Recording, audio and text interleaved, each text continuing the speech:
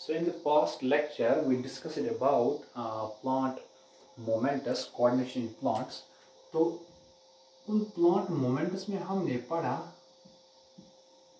there are some momentous which are called trophic moments and some are called nestic moments. अब इन trophic moments में हमने पढ़ा they are growth dependent and nestic moment जो है they are growth independent. अब trophic moments में हमने ये भी पढ़ा there are 5 types and they depend on the growth means because of growth ये moments होते हैं जिनमें हमने कुछ moments ऐसे पढ़े जिनमें कुछ like geotrophic moments या geotrophism जिसमें कुछ होते हैं hydro कुछ होते हैं फोटो कुछ होते हैं कीमो ट्रॉफिज्म साथ साथ लिखना और कुछ होते हैं थिग्मोट्रॉफिक मोमेंट्स। अब यहाँ पे जियो मीन्स ये ड्यू टू ग्रेविटी होती है। समटाइम्स कोई मोमेंट होगा प्लांट में बिकॉज ऑफ ग्रेविटी तो उसकी वजह से उसको कहते हैं geotropic. Hydro means it is because of water. Photo means because of light and H nu Planck's constant अगर आप फिजिक्स केमिस्ट्री पढ़ते होंगे। Chemo means due to some chemicals. Thigmo means due to touch यानी कि जिसमें हम usually देखते हैं कुछ ऐसे प्लांट्स हैं जिनको टच करने से यानी किसी चीज़ के साथ जब वो चिपकेंगे when they sticks to some pillar या किसी भी दीवार के साथ फिर वो चढ़ते हैं लाइक क्रीपर्स। इनमें क्रीपर्स या बैम्बू ट्रीज आपने देखा होंगे। ये जो क्रीपर्स हैं इन क्रीपर्स में क्या होता है ये ऐसे अराउंड यहाँ से कुछ पिलर होगा इसको वाइंड अप करके यानी इसके साथ चिपक के it sticks and it crawls upsides. तो उसके बाद हमने देखा था कुछ नेस्टिक मोमेंट्स जिसमें हमने देखा था ये नॉन डायरेक्शनल मोमेंट्स होते हैं। नेस्टिक मोमेंट जो हैं they are non directional moments and in nastic moments में क्या होता है दे आर वेरी क्विक। ये भी इसका एक फीचर था बहुत क्विक होते हैं। They just like that reflex action ये काफ़ी क्विक एक्शंस रिस्पॉन्स दिखाते हैं। दीज आर क्विक रिस्पॉन्सेज पहली स्टूनस पहली बात। दूसरी बात ये नॉन डायरेक्शनल होते हैं नॉन डायरेक्शनल। तीसरी बात ये they are not dependent on growth यानी ग्रोथ इंडिपेंडेंट ऑफ ग्रोथ यानी ग्रोथ पे डिपेंड ग्रोथ के लिए ये रेस्पॉन्स ये मोमेंटस नहीं होते। तो उनमें हमने कुछ एग्जांपल्स देखी थी। पहली एग्जांपल ये थी पहली अब एग्जांपल वो जो टच मी नॉट प्लांट देखा हमने टच मी नॉट यानी जिसको हम छुई मुई कहते हैं छुई मुई ठीक जो एक माइमोसा जो फैमिली है उससे बिलोंग करता है। And then we also see that dandelion flower उसके बाद कुछ और मून फ्लावर भी होता है। ये जो डेंडलियन फ्लावर हैं ये मोमेंट कैसे दिखाएगा it shows the moment very quick in simple way. इसमें क्या होता है इसके जो ये जो फ्लावर्स इसके लीव्स वो दे वो ड्रूपिंग तो नहीं होती टच मी नॉट की तरह। जब हम इसको टच करते हैं वो ड्रूप हो जाते हैं। वो दूसरे एंगल से आप ये समझो उनमें वो विल्टिंग्स ही होती हैं। विल्टिंग मीन्स वो श्रिंक टाइप के होते हैं वो इनमें नहीं होता ये क्लोज नहीं होता। अलबत्ता इनमें क्या होता है इनमें ड्यूरिंग मॉर्निंग में ये ड्यू टू स्टोमस ये क्या खुल जाते हैं ठीक और इवनिंग में क्या होता है ये क्लोज हो जाते हैं दे गेट क्लोज यानी मॉर्निंग में ओपन इवनिंग में क्लोज। तो इसका अपोजिट है moon flower because now as you know from the virtue of this word moon means which opens in the night which reveals its face in the night। तो moon flower क्या है morning में light आने से ये close हो जाता है और इवनिंग में ये ओपन हो जाता है ठीक इट ओपन्स ड्यूरिंग नाइट। अब इसके बाद हम चलते हैं मोस्ट इम्पॉर्टेंट टॉपिक हमारा जिसको हम प्लांट हार्मोन्स के नाम से भी जानते हैं जो आज का टॉपिक है और फाइटो हार्मोन्स भी इसको हम कह सकते हैं फाइटो यानी प्लांट्स। अब आज का टॉपिक जो है प्लांट हार्मोन्स यानी जिनको हम फाइटो हार्मोन्स के नाम से भी जानते हैं। ये जो प्लांट हार्मोन्स हैं इनमें क्या है ये कुछ केमिकल्स होते हैं जो हेल्प करते हैं हमें कोऑर्डिनेट ग्रोथ करने में यानी ग्रोथ करने में हेल्प करते हैं एंड उसके बाद डेवलपमेंट में भी रेस्पॉन्स में भी ठीक। So these are the chemicals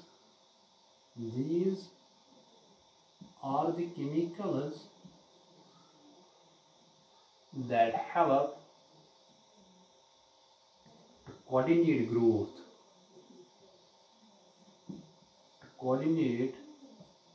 इनमें ग्रोथ कोऑर्डिनेट होती है, डेवलपमेंट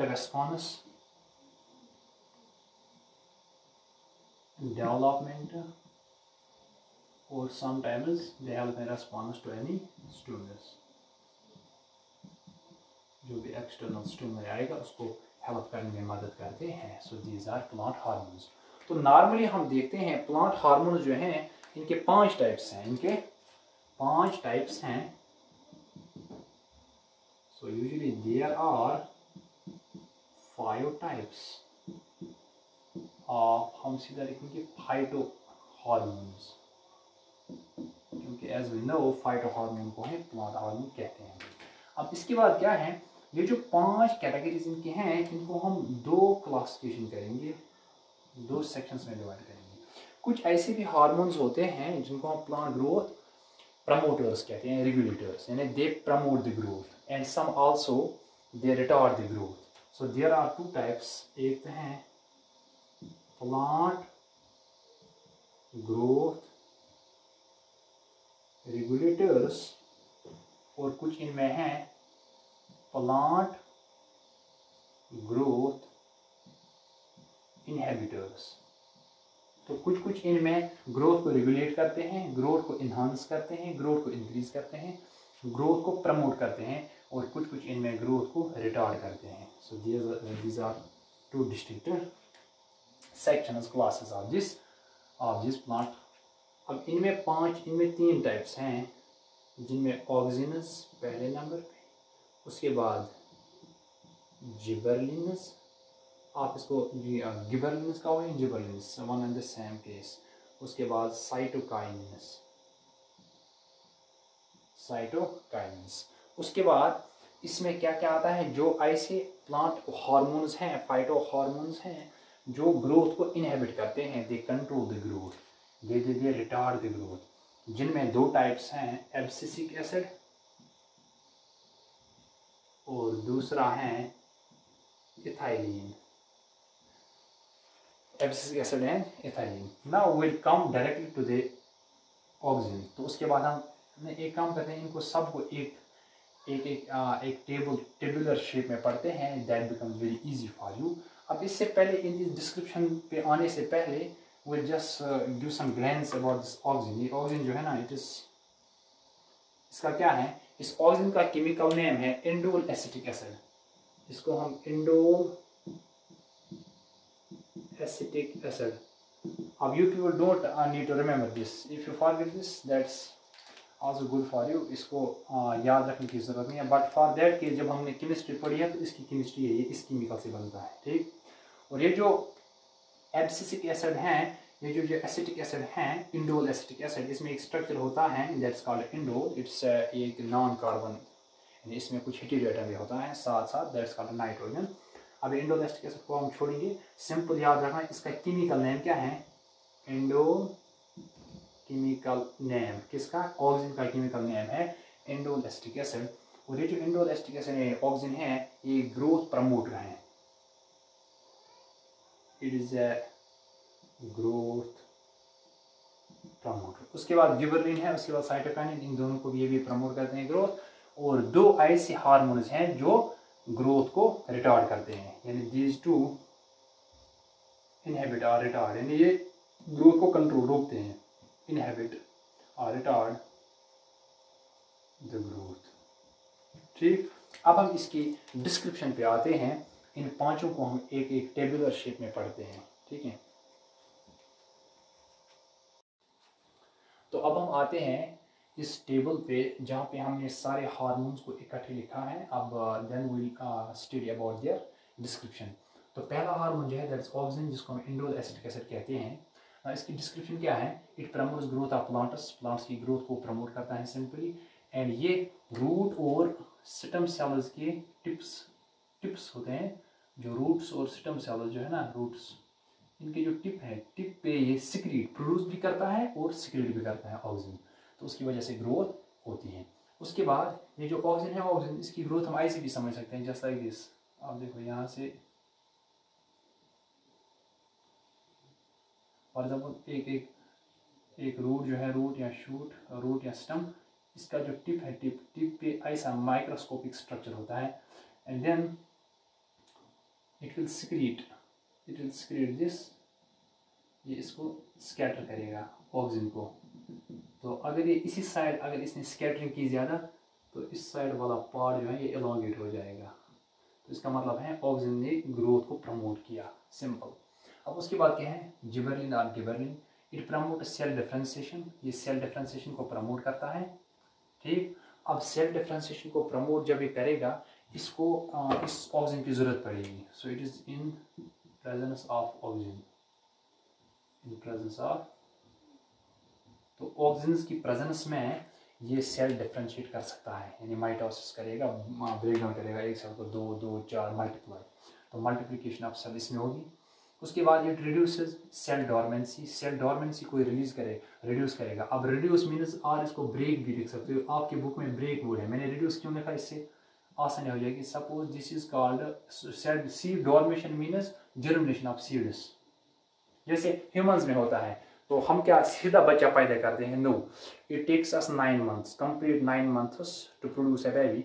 तो उस पीरियड को हम गेस्टेशन कहते हैं। यहाँ पे सीड डोरमेंसी को हम जर्मिनेशन कहते हैं यूजुअली। तो जर्मिनेशन ऑफ सीड्स, तो उसको ये प्रमोट करता है, ये रिड्यूस करता है। So therefore we can say seed dormancy mean germination of seeds. So it can, like for example, if seed germination took 1 week, it can break it, it can reduce its time span, it will just be completed in 5 days. So that means it has reduced, it has broken down the seed dormancy.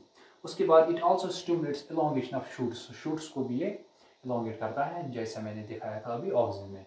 उसके बाद आते हैं हम cytokinin पे।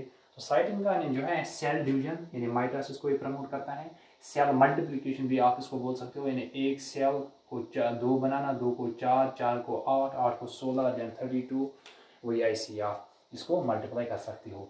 उसके बाद it promotes opening of stomata, ये जो स्टोमेटा है फ्रूट ग्रोथ के लिए, उसको स्टोमेटा को ये ओपन करता है। This is stomatal pore, these are guard cells. उसके बाद एपिडर्मल सेल्स हैं, तो हमने पढ़ा है। तो ये स्टोमेटल पोर है, ये अंदर वाला स्टोमेटल पोर, उसको ओपनिंग करने में हेल्प करता है पूरे स्टोमेटा को। उसके बाद आप देखो यहाँ पे क्या है, इसके बाद ये 3 किस्म के कंप्लीट हो गए। अब ये जो लास्ट के 2 हैं, यहाँ पे हम will make a separate section, so it will so देखो ये जो एब्सिस, यहाँ से जो नीचे वाला सेक्शन है, it's these are opposite of above 3 because above 3 they promote growth and these two demote growth. अब इनमें ग्रोथ इनहिबिशन में क्या मतलब इसमें क्या है, इसमें ग्रोथ इनहिबिट हो जाते हैं। Like abscisic acid it's used, it promotes dormancy in seeds and buds, ठीक, सीड्स और बड्स में डोरमेंसी स्टेज यानी जर्मिनेशन को ये प्रमोट करता है। उसके बाद it promotes closing of stomata, opening of stomata को प्रमोट करता था काइनिन, तो ये इसका अपोजिट है, it promotes closing of stomata, stomata को क्लोज करने में गार्ड सेल्स की वजह से। उसके बाद detachment of fruits and leaves, तो फ्रूट्स एंड लीव्स को भी ये डिटैच करता है। एब्सिसिक एसिड का और एक फंक्शन इसकी है, विल्टिंग भी फ्रूट्स की होती है, like due to loss of water, वो श्रिंक जैसे होते हैं ना वो लीव्स, तो विल्टिंग भी इसकी वजह से होती है। एंड दैट मीन्स अगर आप अभी बोलोगे मौसम सरमा में, फिर इन द ऑटम टाइम्स क्या होगा, this leaves they will fall of. तो इन लीव्स में wilting and falling of leaves भी किसकी वजह से होती हैं, एब्सिसिक एसिड की वजह से। उसके बाद राइपनिंग ऑफ फ्रूट्स, ये इथाइलिन की वजह से होती हैं। और for your kind keep it in your mind that ये इथाइलिन एक वाहिद एक ऐसा हार्मोन है जो गैस है, जो गैस हार्मोन है, गैसियस है। बाकी या तो एसिड्स हैं या तो कोई किसी और स्टेट में होंगे, सॉलिड लिक्विड व्हाटएवर, लेकिन गैस में सिर्फ इथाइलिन है। और इथाइलिन की वजह से फ्रूट्स में राइपनिंग आती है। तो प्रमोटर्स एजिंग, ये it promotes senescence or increases, SENECESCENC। senescence का मतलब है that बुढ़ापा आना इनमें, ठीक, senescence यानी it increases aging, इनमें इंक्रीज होती है। तो एजिंग भी इंक्रीज होती हैं। So these wire all the respective phyto hormones और प्लांट हार्मोन्स। सो जिनमें हमने देखा, बस आपको इतना याद रखना है मेजर पॉइंट्स। एक तो ये 3 ऑक्सिन, जिबरलिन, गिबरलिन और cytokinin, these 3 are promoters, they are regulating the plant growth, and these 2 are, they are not regulating, they are inhibiting the plant growth. So this was all about this chapter. So this is the end of this chapter also, and milte hain ab next chapter.